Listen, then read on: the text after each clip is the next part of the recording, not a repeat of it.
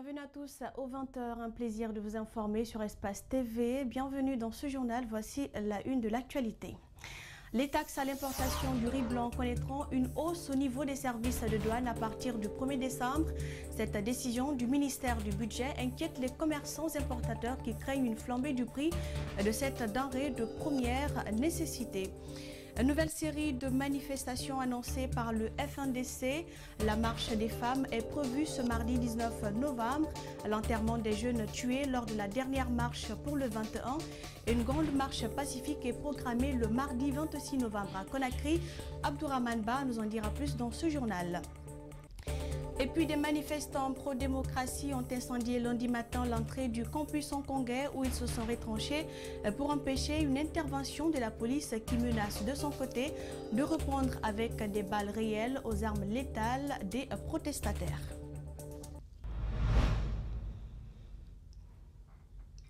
Bonsoir. À partir du 1er décembre prochain, les taxes à l'importation du riz blanc connaîtront une hausse. Au niveau des services de douane, c'est une décision du ministère du Budget. Déjà, des commerçants qui importent le riz blanc craignent pour leurs activités, mais surtout la flambée du prix de cette denrée de grande consommation sur le marché. Notre équipe de reportage a fait un tour au marché de Madina à la rencontre des commerçants. Mamadou Boy-Diallo et Lamine Silla. Des magasins de stock de riz blanc vides, de longs fils de véhicules de transport stationnés faute de clients, signe de l'annonce de la hausse des taxes à l'importation du riz blanc, communément appelé Khossa. Cette mesure prise par le ministère du Budget, qui entre en vigueur le 1er décembre prochain, crée la panique chez les commerçants importateurs de cette denrée de grande consommation, comme à l'image de Mamadou Baylosso, dont le magasin est à moitié vide. Présentement à Conakry, c'est le riz blanc qui est plus consommé. Et chacun n'a pas les moyens de se faire un sac de riz étivé. Donc il est nécessaire d'acheter le sac qu'on vendait à 225 000 francs. Mamadou Baylo, tout comme de nombreux commerçants évoluant dans l'importation du riz blanc, ne comprennent pas cette décision des autorités. Et comme il fallait s'y attendre, le prix du riz a flambé, passant de 225 000 à 245 000 francs guinéens sur le marché. Le riz commence à être rare dans le marché. Et vous savez, dès que la rareté se crée, surtout au niveau de l'alimentation, les prix flambent. De 215, 220, 225 à 245 000. Il y a une augmentation. Ces véhicules transportant du riz sont stationnés faute de clients. L'un des chauffeurs se plaint de la situation car ses revenus ont tout simplement chuté. Des fois par jour on pouvait avoir, ça dépend des distances quoi. Des fois on peut avoir 2 à 3 voyages par jour. Mais actuellement vous avez vu, il n'y a rien. Des fois on peut passer toute la journée ici, 2 jours, 3 jours même, sans gagner un client. Au niveau des autorités, on justifie cette hausse par le souci de respecter le tarif extérieur commun pratiqué dans l'espace de la CEDEAO depuis 2017. Jusqu'ici, le riz blanc transporté dans les conteneurs était moins taxé, contrairement au riz étuvé transporté dans de grands navires. Le gouvernement a présenté ce lundi la politique économique, financière et monétaire à l'Assemblée nationale. Il a ensuite présenté le projet de loi de finances initiale pour l'année 2020. Les ministres en charge du plan, des finances, du budget et le gouverneur de la BCRG les ont défendus devant les députés de la majorité présidentielle. Ceux des groupes parlementaires, les libéraux démocrates et de l'Alliance républicaine ne prennent toujours pas part aux travaux, même si un allié de l'UFDG et 4 de l'UFR ont été aperçus dans la salle. Mamoudou Bouléré Diallo et Aboubakar Din Kamara pour les explications.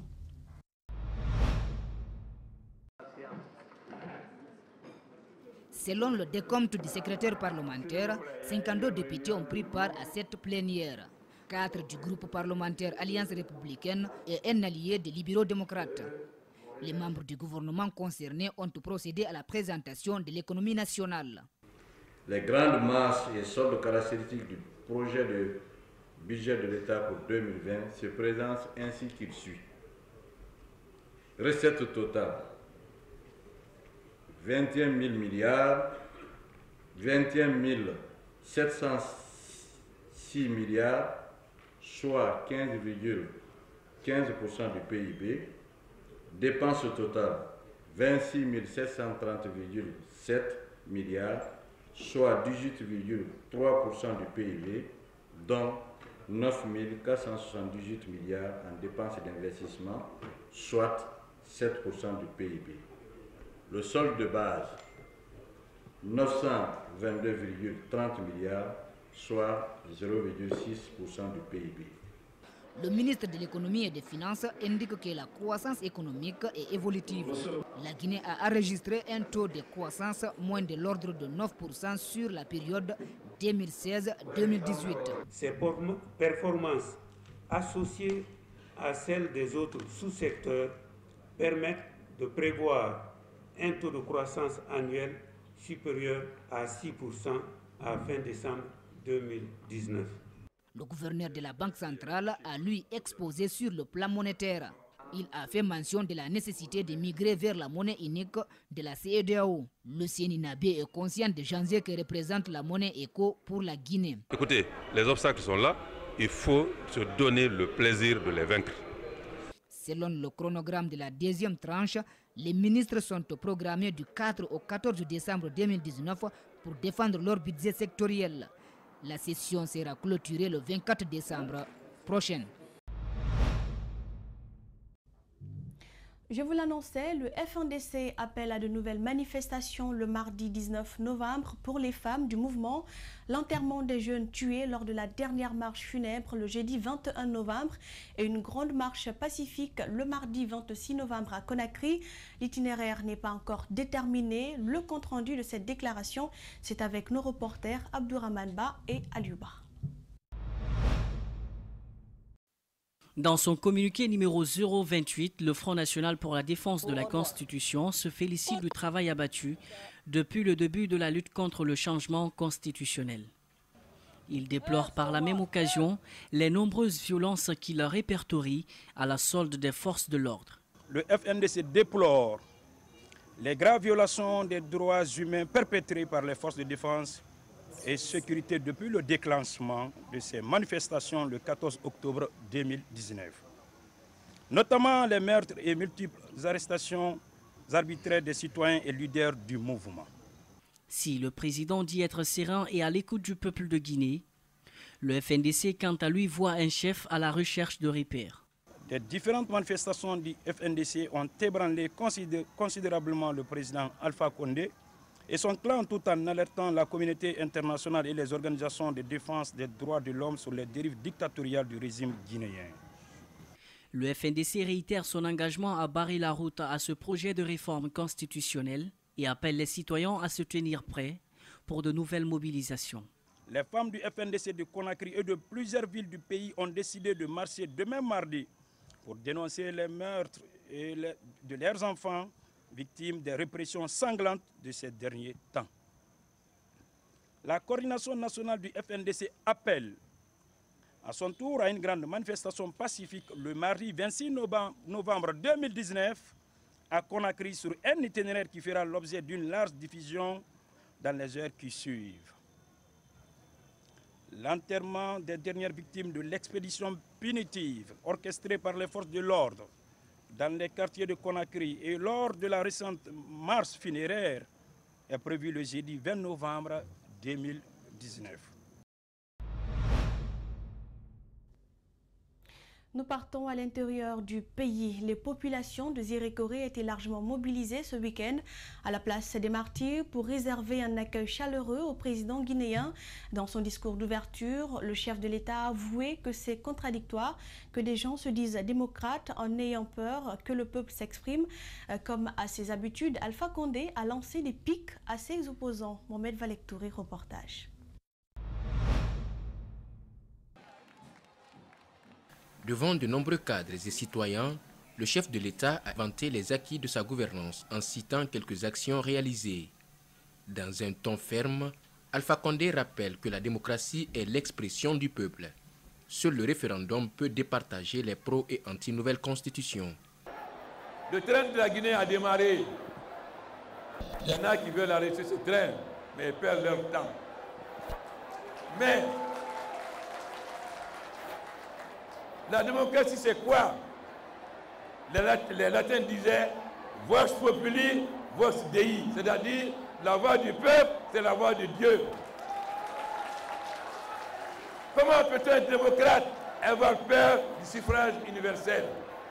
Au-delà des deux camps nés au sujet de la Constitution, le président de la République voit deux Guinées, celle de ceux qui sont tournés vers l'avenir et celle de ceux qui regardent dans le rétroviseur.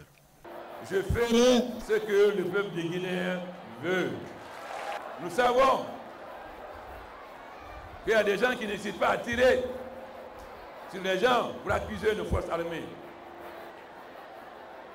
C'est pourquoi désormais, nous n'accepterons plus dans tous les pays, quand il y a un mort dans la rue, on fait une ceinture autour et on permet à la police judiciaire de venir faire les constats. Vous serez surpris lorsque vous verrez les résultats d'autopsie. Nous savons dans quelle situation nous avons trouvé ce pays. Qu'est-ce qu'ils en ont fait après vous avez été 10 ans au gouvernement. Alors, laissons-les regarder le rétroviseur derrière. Nous, on regarde devant. Depuis le 14 octobre dernier, le Front national pour la défense de la Constitution appuie sur l'accélérateur. Chaque semaine, il organise des manifestations contre le projet de nouvelle Constitution. Des protestations souvent soldées par des morts, de cas de blessés et des dégâts matériels importants.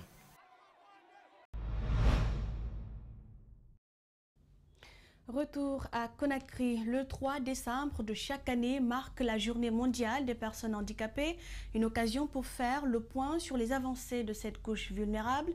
Et dans cette ferveur, 50 personnes atteintes d'handicap ont suivi une formation en entrepreneuriat et technique de montage de projets.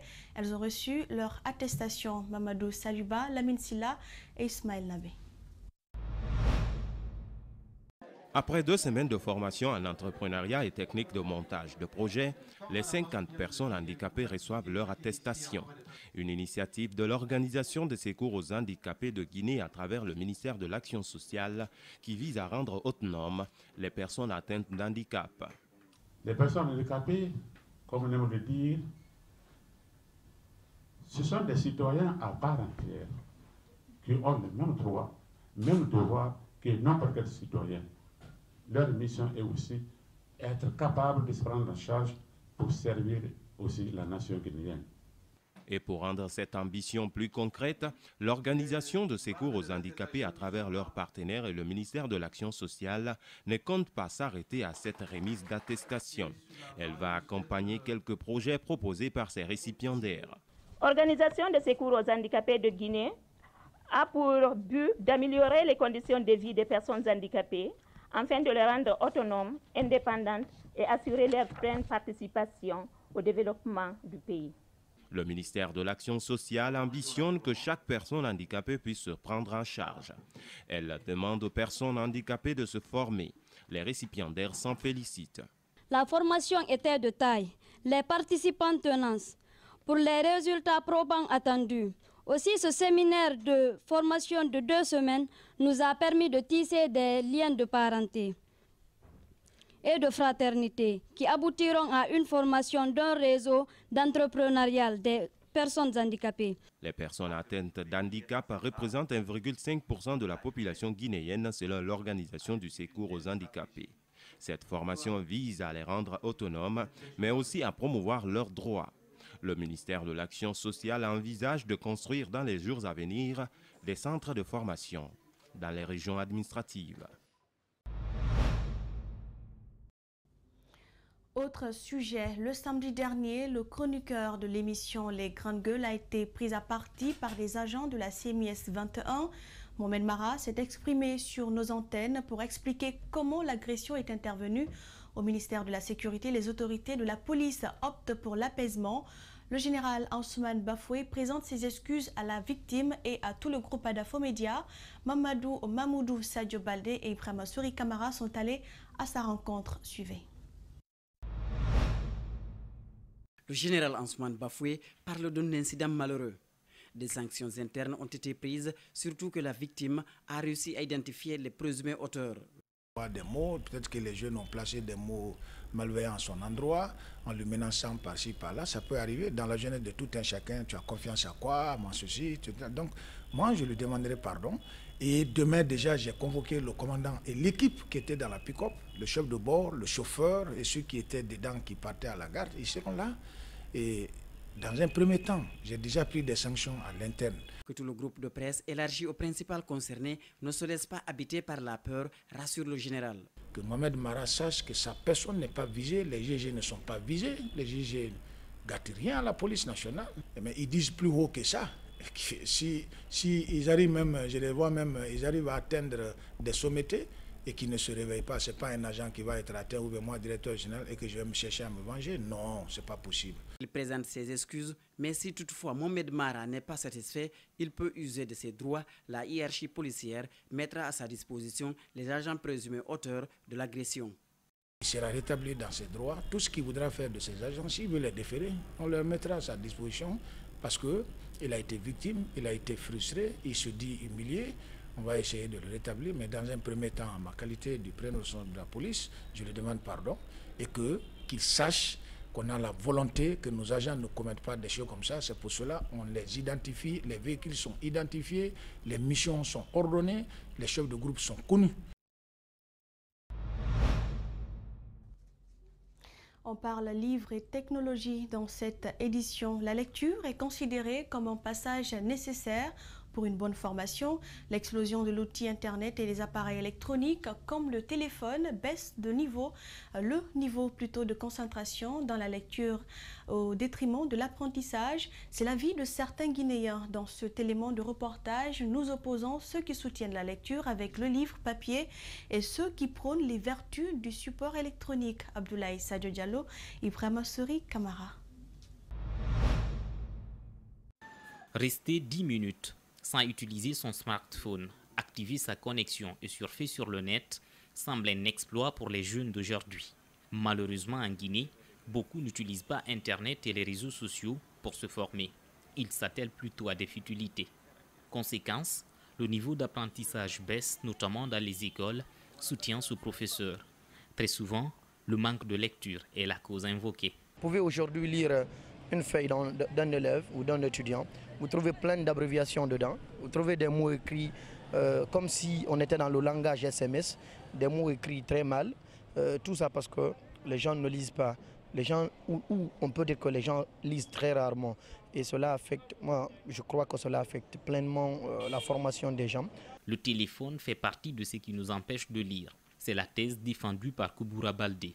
Depuis un mois, la jeune journaliste et certains de ses associés organisent des séances de lecture chaque samedi dans différents endroits de Conakry. Lors de cet événement appelé Week-end Lecture, ces dizaines de participants divorcent avec leur téléphone pour 2 heures afin de bien se concentrer. Se déconnecter du téléphone pour se connecter au livre. Le téléphone aujourd'hui est le facteur qui nous empêche de nous concentrer. Aujourd'hui, ça remplace tout. Parfois, même quand on a envie de se concentrer, vous prenez un livre. Tout de suite, un message ou quelque chose vous interrompt dans votre lecture. Choisir le livre physique sans conséquence, je pense que c'est mieux d'aller au contact avec un téléphone. Ce jeune étudiant est à sa 4e participation au week-end de lecture. Bon, ces séances m'ont permis de développer mes facultés, connaissances, compétences, expériences. En plus de ça, j'ai rencontré de nouvelles personnes. Pour lire, être en contact avec le livre physique est certes une bonne chose, mais d'autres, comme ce blogueur, pensent que les smartphones et autres supports électroniques doivent être mis à contribution pour plus d'accessibilité à la lecture. Il faut plutôt pousser les gens à utiliser les téléphones à bon escient pour non seulement se connecter et communiquer, parce que c'est déjà un phénomène sociétal qu'on ne peut pas dépasser, mais également les utiliser pour faire des lectures utiles, de lire des livres, des magazines, des journaux, des articles scientifiques, des articles d'actualité. La lecture est la nourriture de l'esprit, dit-on très souvent. Alors, support électronique ou livre physique, lisons utile. Lire pour savoir et comprendre. Autre fait de l'actualité, l'association des ressortissants et amis du Mandingue résidant à Yembeya a offert des dons à la jeunesse de la localité, un geste qui, selon les donateurs, s'inscrit dans le cadre du renforcement de la cohésion sociale entre les habitants. C'est un public reportage de Djibrilba et d'Aboubakar Din Kamara. Les gargotes, les restaurants et autres lieux de vente sont ciblés par la société Edacom. Connaissant les vertus des produits Armanti, les promoteurs essayent d'expliquer aux consommateurs. Cet artiste, depuis, a été séduit par ces produits. Armantin, Armantin qu'on aime. Parce que là, il est venu massivement, il est venu en force pour aider les jeunes aujourd'hui qui sont en chômage. Les jeunes diplômés qui sont dans le quartier et qui ne travaillent pas. Alors ça, c'est beaucoup aussi. Le gérant de ce restaurant ne manque pas aussi de compliments à l'endroit des produits Armanti et du dévouement des distributeurs. Les produits Armanti, nous les avons choisis par le biais de vos... Je vais commencer d'abord par remercier vos agents commerciaux qui sont très actifs. Ils sont venus, nous ont montré vos produits, on a commencé à utiliser. Vraiment, depuis qu'on a commencé à utiliser vos produits, c'est bon et nous aimons bien vos produits. Edacom ne compte pas s'arrêter là. Son objectif est d'écouler tous ces produits dans un laps de temps. Nous avons choisi de délocaliser cette fois-ci la remise pour justement nous rapprocher davantage, comme on l'a tout le temps dit, de nos clients, les servir au plus près et de leur faire comprendre que nous sommes encore à leur écoute et que nous sommes disposés à travailler avec eux. Le beurre, la mayonnaise, le chocolat Armanti sont entre autres des produits distribués dans les différents marchés du pays. Toutes nos excuses pour ce petit problème technique. Nous reviendrons sur cet élément dans la grande édition d'information. À l'international, les recherches se sont poursuivies ce lundi pour retrouver au moins un disparu après l'effondrement dans la matinée d'un pont routier enjambant le Tarn à Mirepoix-sur-Tarn, près de Toulouse, dans lequel une adolescente de 15 ans a été tuée. Suivez.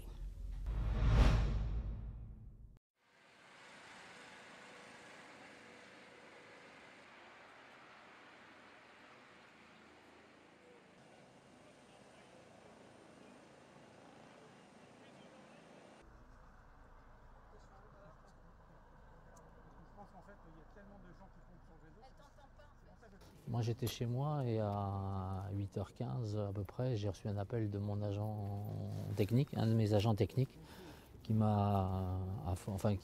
était tout affolé, qui m'a dit le pont est tombé, Voilà. Donc je suis arrivé dans les 5 minutes après, parce que j'habite pas très loin, et effectivement j'ai vu ce véhicule blanc là qui dépassait, le pont écroulé, et puis voilà. Tout ce que je peux vous dire, c'est que de temps en temps j'ai vu effectivement moi des poids lourds, et d'ailleurs on a toujours été vigilant avec ma police municipale de contrôler, enfin de pouvoir, quand on le voit, parce qu'après il y a des fois on ne le voit pas, mais il y a effectivement des camions qui, je pense, dépassaient ce tonnage, qui ont pu de temps en temps passer sur le pont. Voilà.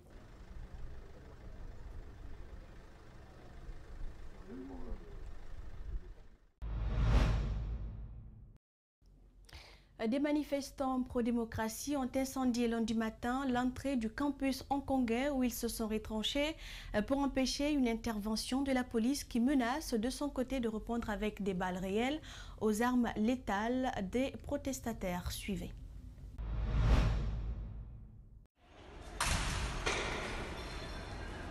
La situation est extrêmement tendue aux abords de l'Université polytechnique de Hong Kong. La bataille engagée dimanche matin entre policiers et étudiants enfermés dans la faculté s'est poursuivie toute la nuit. Chacune des parties essaye de faire craquer l'autre. Tous les moyens sont bons pour faire craquer les retranchés. Après les canons à eau et le gaz lacrymogène, la police a sorti les décibels la nuit devant l'Université polytechnique de Hong Kong. Ce n'est qu'un au revoir à la cornemuse et les tubes préférés des forces de l'ordre sont diffusés à fond les haut-parleurs. En face, les protestateurs frappant sur des tôles à la façon des forces anti-émeutes, cognant sur leurs boucliers. Certains ont aussi fui ce lundi, une guerre psychologique qui commence par un étalage du matériel. Pour la première fois, ce dimanche 17 novembre, la police a employé un véhicule équipé d'un dispositif acoustique longue portée. Côté étudiant, des catapultes artisanales, des arcs et des flèches qui ont blessé un agent au mollet. La police a prévenu les protestataires. Elle n'hésitera pas à tirer à balles réelles si elle est confrontée à des manifestants disposant d'armes légales. Une édition réalisée par l'ensemble de la rédaction. Merci pour l'attention. Prochain rendez-vous à 22h avec Moussa Mouessila.